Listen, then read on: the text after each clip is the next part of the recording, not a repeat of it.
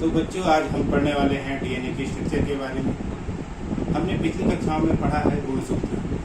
तो गुणसूत्र जो है कोशिका का महत्वपूर्ण अंग है।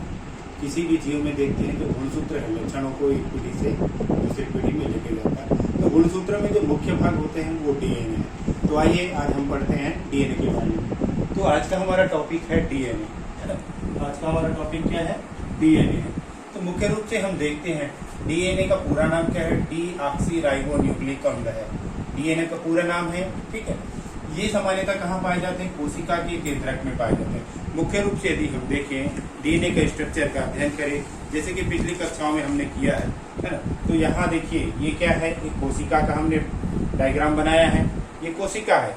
कोशिका का मुख्य भाग क्या होता है? केंद्रक होता है। और केंद्रक के अंदर जो छोटे छोटे क्रोमेटिन पदार्थ पाए जाते हैं वही वास्तव में क्या है? गुणसूत्र है। तो इस प्रकार देख रहे हैं ये गुणसूत्र है, और गुणसूत्र का ही आगे का भाग स्वरूप हम किस रूप में देखते हैं? डीएनए के रूप में देखते हैं, है ना। तो सामान्यतः कोशिका के केंद्रक में ये पाया जाता है। चलिए हम आगे इसको देखते हैं।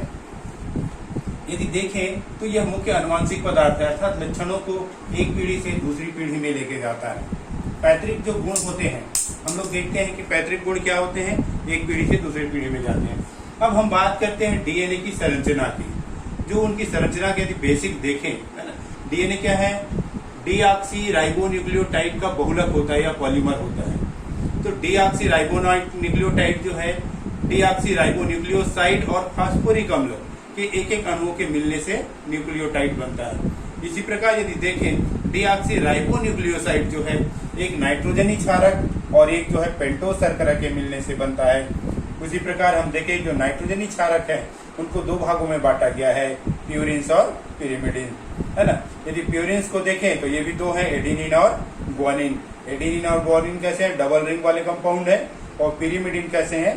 साइटोसिन और थाइमिन, ये सिंगल रिंग वाले कंपाउंड है। आइए अब हम आगे बढ़ते हैं, देखते हैं कि इसकी संरचना को स्पष्ट करने के लिए वाटसन और क्रिक ने 1953 में डीएनए का डबल हेलिक्स मॉडल दिया है ना। तो उन्होंने डीएनए की जो स्ट्रक्चर है, देखिए यहाँ पर यदि आप देख पा रहे हो तो एक डीएनए का हमने मॉडल बनाया हुआ है इसमें, है ना। तो डीएनए के डबल हेलिक्स मॉडल को समझाने के लिए मॉडल दिया, और इसके लिए उनको बाद में नोबेल पुरस्कार से सम्मानित किया गया। तो इनके मुख्य बिंदु या मुख्य पॉइंट हम देखते हैं।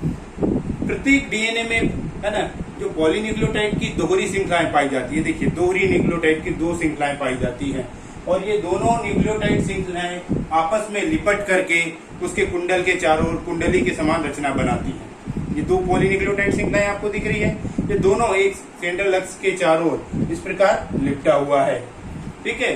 दोनों समांतर क्रम में रहते हैं। और यदि हम देखें तो यहाँ पर लिखा हुआ है 3 प्राइम, तो एक का जो एंड है उसमें कार्बन कंपाउंड जो होते हैं वो 3 प्राइम एंड के रूप में होते हैं, ठीक है। ये देखिए दूसरे का जो है हेलिक्स, है ना, जो पॉलीन्यूक्लियोटाइड श्रृंखलाएं हैं वो 5 एंड के रूप में होती है। इसी को हम प्राइम छोर कहते हैं।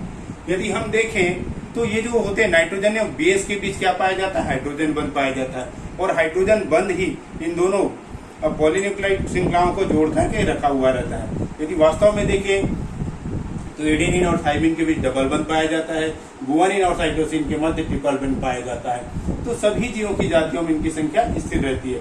अब हम बात करते हैं एक कुंडली। तो एक चक्र जो होता है वो 34 एंगस्ट्रॉम का होता है। यदि एक चक्र इसको यहाँ से यहाँ तक देखे, है ना, ये पूरा का पूरा क्या होगा? एक चक्र, ये कितना होगा? 34 एंगस्ट्रॉम का होगा।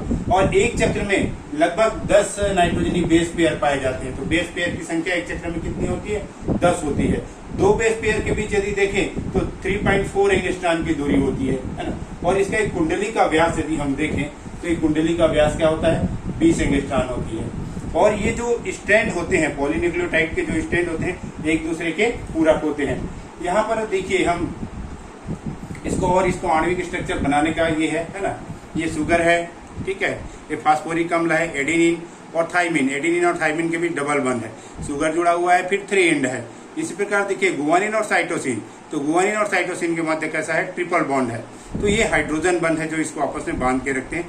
तो इसकी स्ट्रक्चर को यदि देखें तो हम ना तुलना जब करते हैं तो यदि हमको बताना है बेसिक स्ट्रक्चर, है ना, तो इस प्रकार हम बच्चों को भी बता सकते हैं। आप देख रहे हैं ऊपर का डायग्राम, ऊपर एक कोशिका है, कोशिका का केंद्रक है, इस केंद्रक में गुणसूत्र है, और यही गुणसूत्र आगे चल के डीएनए के रूप में है और डीएनए के आणविक स्ट्रक्चर को हम लोग इस प्रकार बता सकते हैं।